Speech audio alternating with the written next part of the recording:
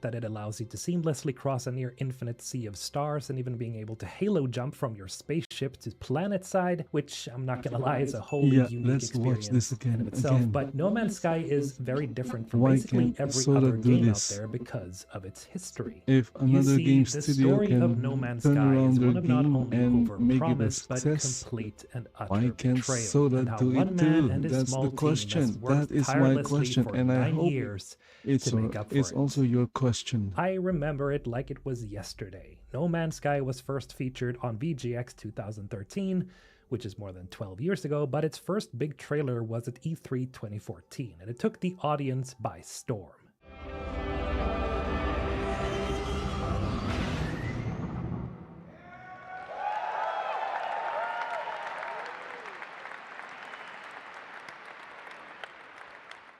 Everything about it was straight up hype. Here was this strange looking new game that lets you seamlessly hop into your spaceship, travel across the stars, land on another planet, and freely explore in the span of, what, 2 minutes? This shit was insane, and I remember being instantly caught by this first reveal. The hype was unreal. No loading screens, there's no fade to black, just a clean jump from ground to orbit like you were living in your own sci-fi movie. At the time, this was unheard of. Every article, every forum, every conversation made it feel like this was going to be the next giant leap for gaming. People were calling it the future of open worlds. It was gonna change everything, and when you're a gamer sitting there watching Sean Murray smile his way through interviews talking about quintillions of planets and the infinite possibilities, you couldn't help but believe him.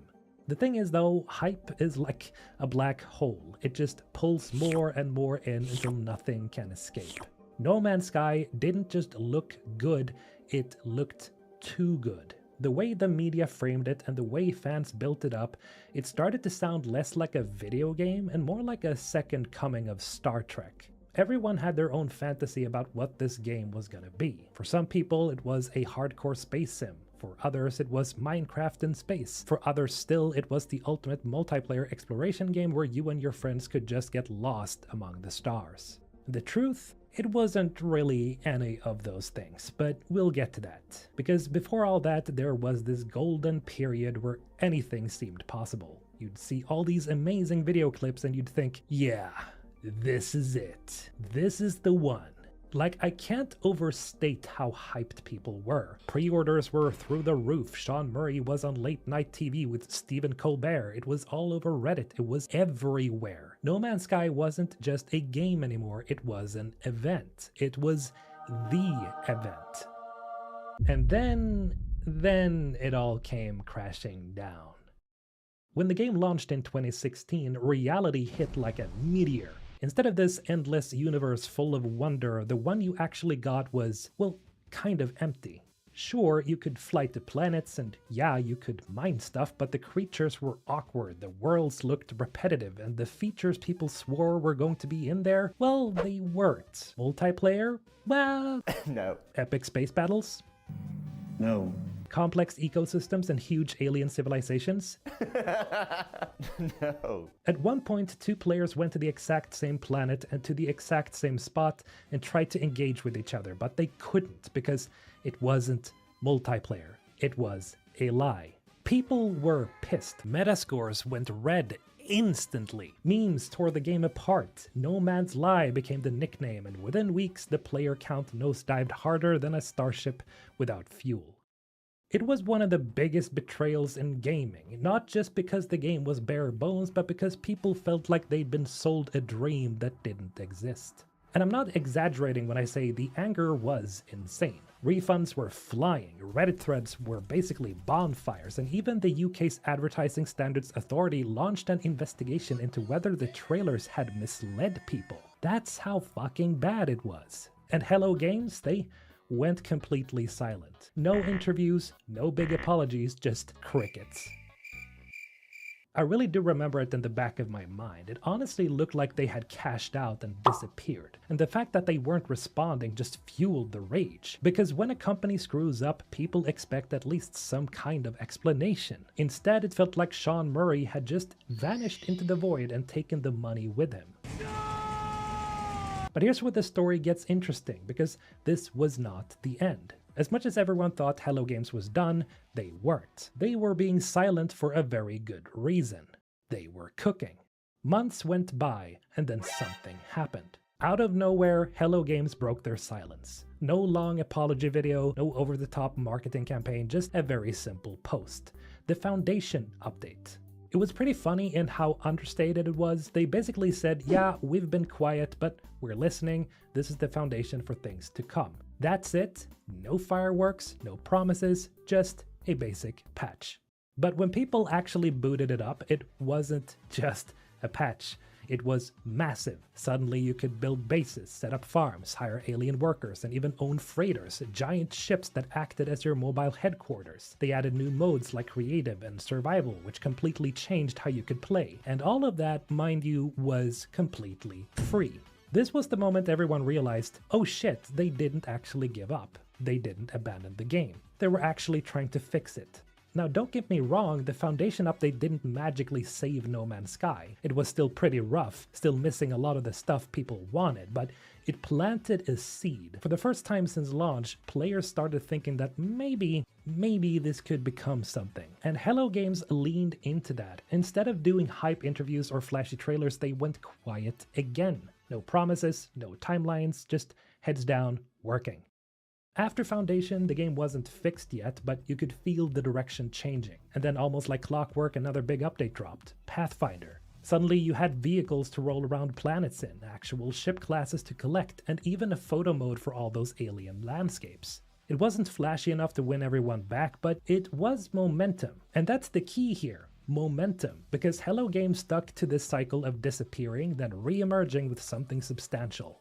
Then, a year later, the big one appeared, Atlas Rises. This was when the game started looking like the thing people had hoped for back in 2016. 30 hours of actual story content, new lore, portals you could activate, a proper mission system, way more diverse planets, and yes, even a form of multiplayer. Yeah, okay, you couldn't really see each other yet, just little glowing orbs floating around, but after the disaster at launch, even that was a huge deal. By this point, the conversation had completely shifted. It wasn't, this game is a scam. It was, wait a minute, this is actually getting really good. People who refunded or rage quit at launch were starting to poke their heads back in, just to see what had changed. I know I did. And most of the people came away saying the same thing. It's not perfect, but it's getting there.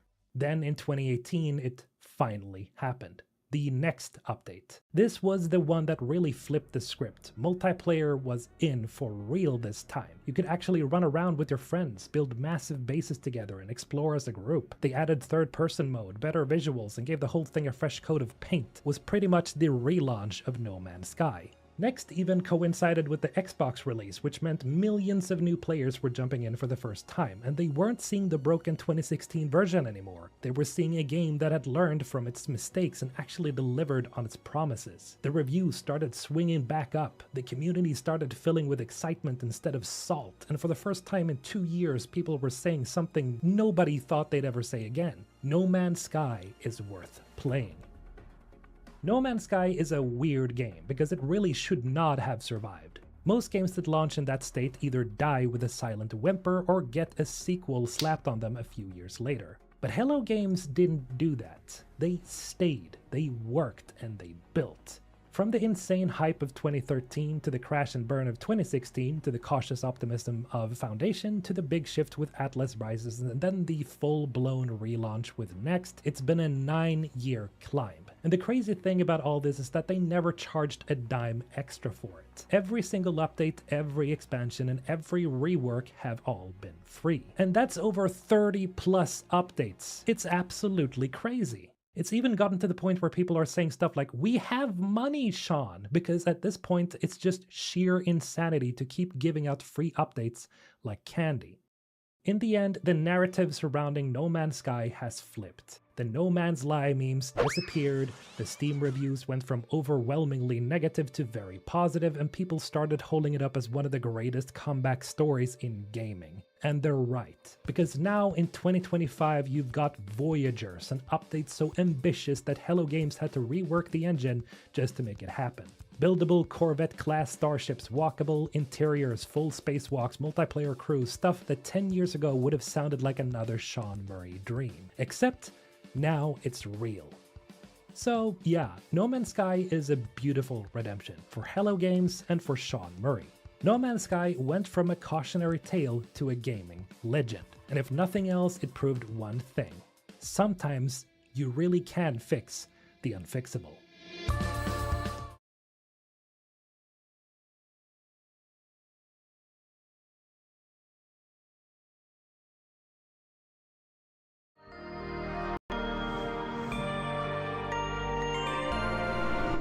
Okay, so there you go. We're back in Shroud of the Avatar. Welcome back, everybody. Welcome back to the channel and welcome back to the game. This time, I'll be doing some fishing.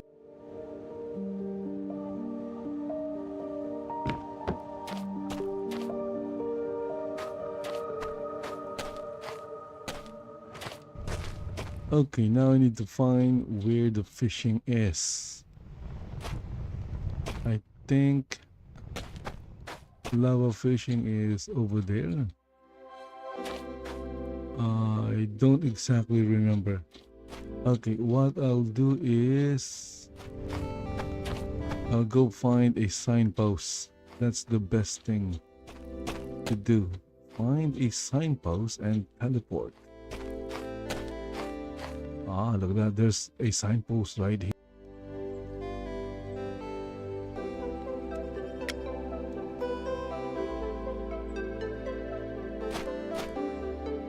And here we are at the lava fishing location.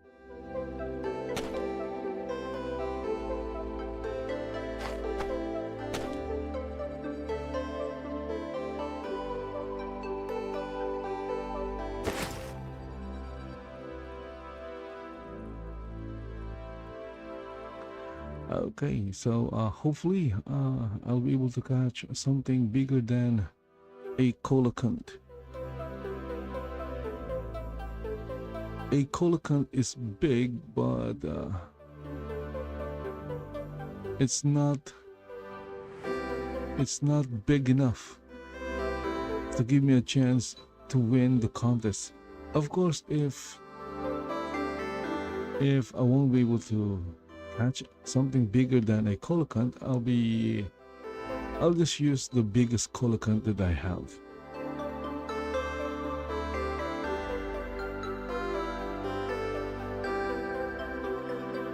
And as you can see, I'm fishing not even at the edge of the lava pool because the lava pools are buggy. They're buggy, they're broken, they don't work as, I guess they work as intended, but not so much.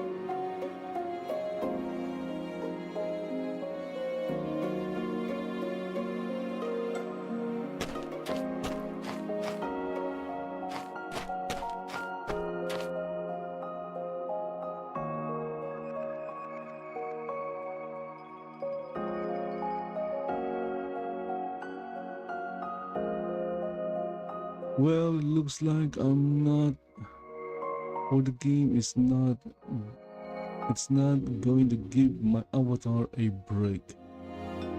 Oh my goodness.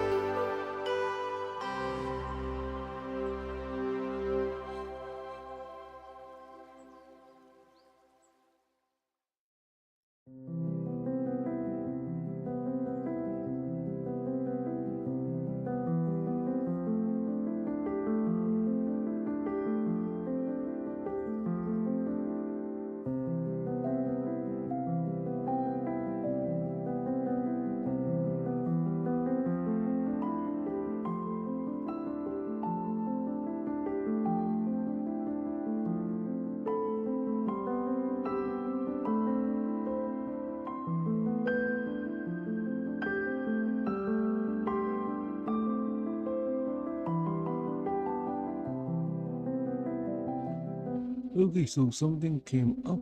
Gonna end the stream here. Yeah. So guys, thank you for watching. I'll be back later with a longer one. I know it's supposed to be an hour, but again, something came up and I have to look into it. Yeah. Subscribe to the channel and see you in the next one. Bye bye for now.